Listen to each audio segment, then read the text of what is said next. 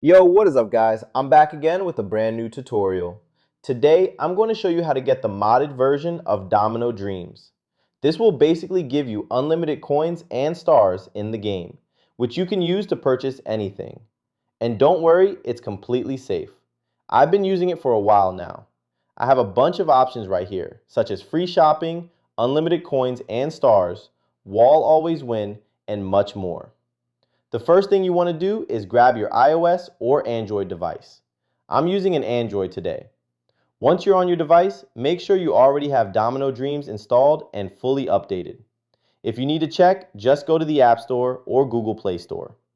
Once that's done, the next step is to simply open your browser and follow my instructions. In the search bar, type Domino Dreams and press Install. After the installation is complete, the mod will be installed on your device. Thanks for watching. See you next time.